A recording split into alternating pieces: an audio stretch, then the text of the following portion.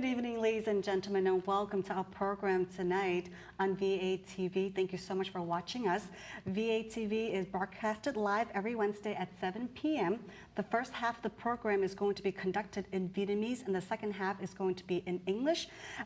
This is broadcasted every Wednesday live, and it will be rebroadcasted every Sunday at 5 o'clock. Every Monday at 1 o'clock and Tuesday at 11 o'clock in the morning. If you have any questions or any comments regarding about our show, please, you can email us or give us a call. For email, please email to vatv@viet8.org, or you can call our Viet8 Center at 617-822-3717. And also you can watch any of our programs at www.viet8.org. And this program is actually broadcasted through BNN TV network, and we thank you very much for their sponsor and also Viet8. And today we're very honored and excited. Well, next to me hosting is Mr. Nam Pham, and we're very excited that we have Sue and Marjean from Refugee and Immigration Services Division. How are you ladies doing tonight? Good. How are you? Very good, thank you. Great, thank you for joining us today to share with us regarding about Refugee and Immigration Services Division.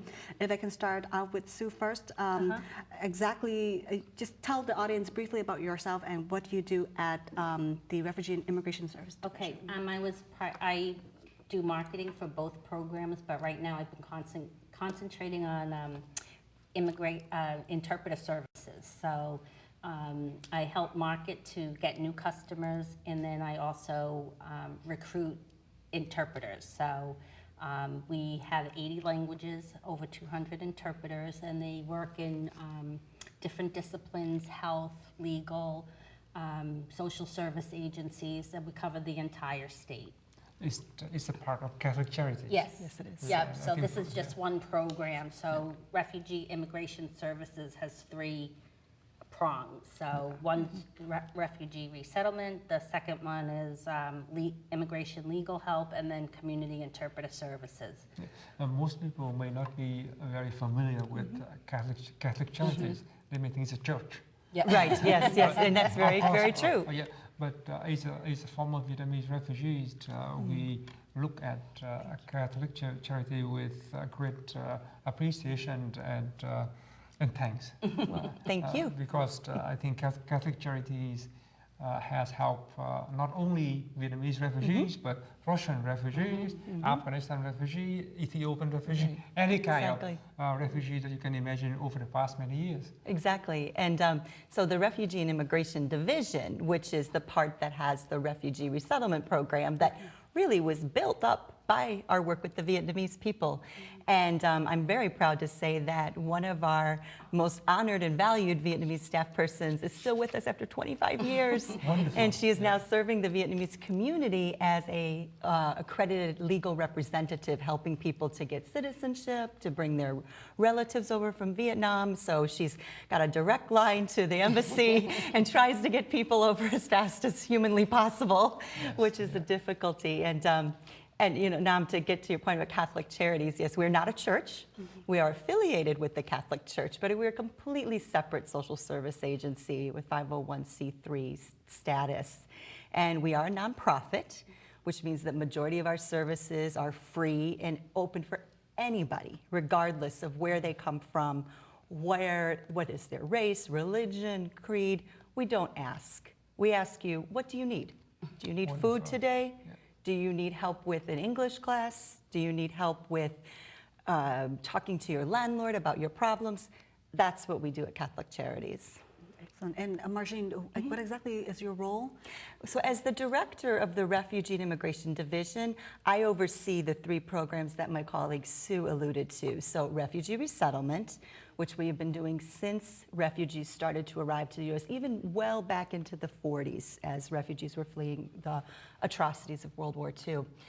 And we have immigration legal services, so we provide consultation and representation to immigrants who need help with applying for a whole host of immigration issues.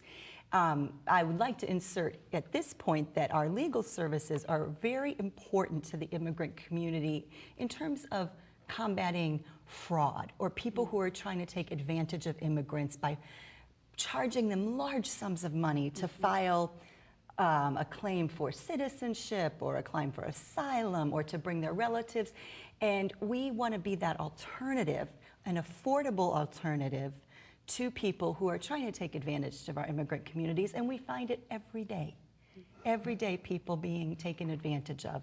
And then thirdly, we have our Community Interpreter Services Program, which is a very unique program. It's what the new buzzword is, social enterprise program. But it's basically a program where we charge fees to different state and private agencies to provide interpreters for their customers or clients or patients that do not speak English. And then the fees that we collect go into helping the new refugees that we receive from places like Iraq, Iran, Afghanistan, Ethiopia, Somalia, the Congo. So it recycles. That's where the social enterprising part comes, because if we didn't have the support of our interpreter services, it'd be very hard to continue refugee resettlement. Yeah. On average, per year, how many refugees are being resettled in Massachusetts? In Massachusetts, on average, we're hovering around 2,000, and I want to say that that's on average. The Catholic Charities in Greater Boston serves about 250 refugees, and including in that would be asylum seekers, victims of human trafficking. We very rarely have any Amerasians anymore. People who are migrating from one state to another but are still refugees. Yeah. Maybe we can ask about the integration services. Yeah. See, I need some kind of integration. So if I walk into your office, Yep. I cannot speak English that well. I said I wanted to become a citizen. Can I get help? Yes. Is there a fee involved? The refugee immigration, if refugee immigration services needed an interpreter, they would actually request one. So they would request a Vietnamese interpreter, they'd show up, and then they would help you. So instead of charging them the full rate, we give them a discount because we still need to pay the interpreter. So depending on, again, the agency, usually an interpreter would get paid an hourly rate, and it's usually a 2-hour minimum. If they work in the state agencies, it's an hour minimum because you know how budgets are. So, and they go to the Department of Unemployment, Department of Children and Families, the courts. So they're all over, doctors, appointments, and now what we're finding is there's a big uptick in home visits because of the changes in healthcare. They want to keep people at home, so these home health agencies are now becoming a substitute for, instead of putting someone in a nursing home, they would rather keep the person at home, and a lot of those people can't speak English very well, so. That's great. And if I could follow up on that as well. So if a Vietnamese-speaking person came in and wanted citizenship assistance, they probably wouldn't need to have an interpreter for that because we have Vietnamese-speaking legal service providers within our unit. So that's one way. Most of our attorneys speak another language so that we can meet that need. So the interpreters that we send out are often requested by an agency that's trying to serve them, like in a hospital setting or something like that. So if I need help to deal with how to become a citizen, I may need some legal work, and then at Catholic Charity you have some legal professionals to help us. Yeah, we have lawyers and attorneys. That's important. Let me translate it into Vietnamese. Kính thưa quý vị, ngày hôm nay thì chúng ta có hai vị khách từ một cái cơ quan từ thiện công giáo là Catholic Charity. Thì trong mấy chục năm qua họ chuyên về giúp những người tị nạn tái định cư tại Mỹ. Thì gần đây, nhất là bà con mình ở đây lâu, thì có cái cần phải thành công dân hoặc là làm giấy tờ để đoàn tụ gia đình. Thì tại Catholic Charity họ có những cái người chuyên giúp chúng ta về cái vấn đề này, từ những cái vấn đề làm thủ tục giấy tờ cho đến những cái dịch vụ xã hội khác, với những cái giá thật là mình bảo là thật thấp tượng trưng, cũng như là nếu mà quý vị tóm lại quý vị cần cái gì để mà cái cuộc sống của mình ở Hoa Kỳ nó khá hơn, thì quý vị có thể liên lạc với Catholic Charity để họ giúp đỡ. Dạ, vâng, và đây là một cái cơ quan non-profit phải không anh? Đúng. Dạ, vâng, cho nên là quý vị cũng chắc cũng nghe là ở ngoài kia thì có rất là nhiều cơ quan họ nói là họ sẽ giúp đỡ cho mình này nọ, nhưng mà họ không phải là non-profit, cho nên họ sẽ charge quý vị một cái giá rất là cao. Nhưng mà khi mà quý vị đến với cái hội đoàn này thì quý vị sẽ có người thông dịch giúp cho mình tận tình, mà còn là một cái, khi mà họ là một cái gọi là bất Bất vụ lợi. bất vụ lợi. Bất vụ lợi. Dạ. Một Đó cái là là- non-profit. Dạ, thì họ giúp cho mình rất là tận tình, và quý vị không cần phải sợ hãi là bị lừa gạt hay là họ là không có làm giấy tờ theo đúng luật hay như thế nào đó. Và hôm nay thì chúng tôi rất là vui mừng là có hai cô đã đến đây để mà giúp chúng ta.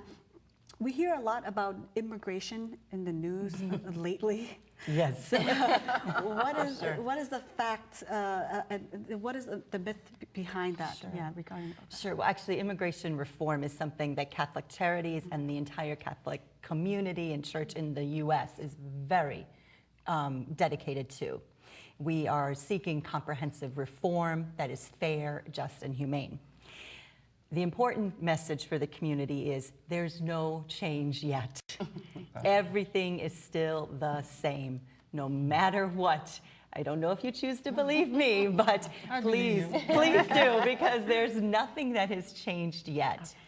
The Senate in Washington has put together a very comprehensive plan. In fact, I brought a big copy of it here with me. You can see it's double-sided. It's about 100 pages. So it's a very comprehensive plan that does address some issues for people who are not documented. It also helps to people with getting increase in work visas, and there's protections for immigrants. But the plan that in the Senate is decent, but yet it still needs to be balanced out by what will happen in the House.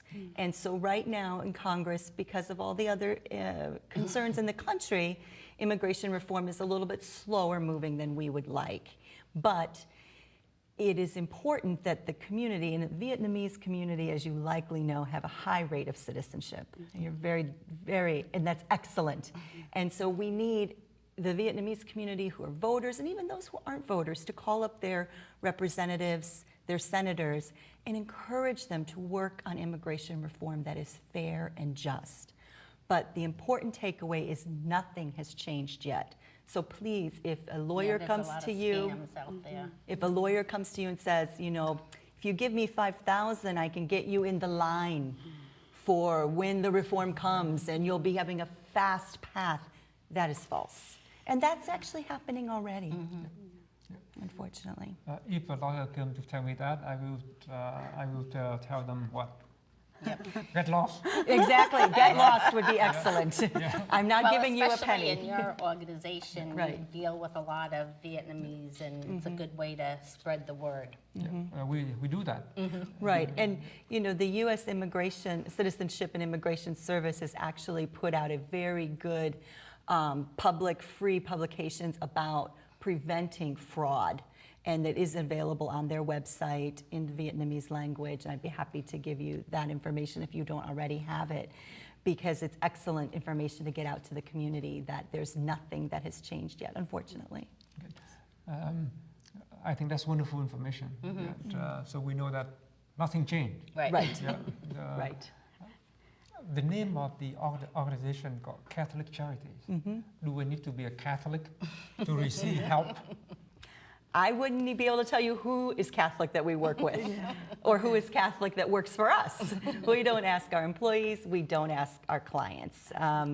We just ask, what do you need? We don't ask if you're Catholic. The one part of the word charities, though, it doesn't mean everything is free. Of course not. So I just want to make that one clarification. You know, our services, in order to be able to cover a little bit of our costs, there are some services like our child care, some of our legal services that do have fees associated with them, but our food programs, things that are very basic needs for the community are free. Going back a little bit regarding about, you know, getting an attorney and a lawyer, our audience or people might be misinformed or misunderstand the difference between a notary public. Oh, Yeah, can you share the difference? That's a very good question. And A notary public or notario in many cultures means a lawyer. A lawyer, yeah. Yeah, exactly. But in the US, it is not a lawyer. A notary public in the US is somebody that can stamp a signature, stamp to verify a signature. And we are concerned that people don't always understand that distinction. And that's where a lot of cases come to us after they've went to a notary thinking that that was a lawyer, and the person maybe didn't know how to fill out the paperwork properly, but filled it out and sent it anyways and charged money to that person. Now that person's application is a disaster and sometimes can't be fixed. So we really encourage people to make sure a lawyer is somebody that will have a law school education, somebody that has the initial JD or ESQ after their name, or someone who we call a BIA accredited representative. We have both of these types of people in our office. All have had to reach certain standards, pass certain certifications in order to practice law. Notary publics cannot practice law in the United States. They provide a very important civil service in terms of authenticating signatures, but they are not attorneys. And a notary public really shouldn't charge more than $5 for doing a signature either. So We have about 2 minutes left. That's Okay. all, 2 Oh, my. minutes left. My you're bad. right, it did go quickly. How does one become a certified interpreter? Well, there are certification programs, and usually you get one. There are two types of certifications. One's medical and one's legal. Both of those are also considered community interpreters and then anything else. So usually an interpreter is certified in one or the other. And just because of the language, and there are certain standards and ethics that they have to practice. So somebody could take a class at like an interpreting company, or a lot of community colleges offer the certificate programs. If they want to move up in the profession, then they would get nationally certified. They would take a test. So there are different steps and different levels, and all the interpreters, you go through a query to make sure that you're on the up and up, and then we would then interview you, check references, and then start assigning you to cases. And all they would have to do is contact the Refugee and Immigration Program, or CIS_request at ccab.org. Okay. Well, thank you so much Thank for you. joining Thank us you. today. Before we leave the program, I just want to tell the audience about one of your locations here, and they can do more research on your website at 275 West Broadway in South Boston, Mass. 02127, and their phone number is 617-464-8100, and you can get more information regarding about the Catholic Charities, Refugee and Immigration Services at www.ccab.org. Sue and Marjean, thank you so much for joining Thank you us very today. much. This was wonderful. Thank you. Well, thank you so much for joining us today on VATV. Again, any questions or comments or any sponsors at all, please give us a call at 617-822-3717 or email us at vatv@va8.org. We look forward to see you again at 7 o'clock next Wednesday live here at BNN TV. And next to me hosting today again is Mr. Nam Pham, and we wish you have a wonderful night.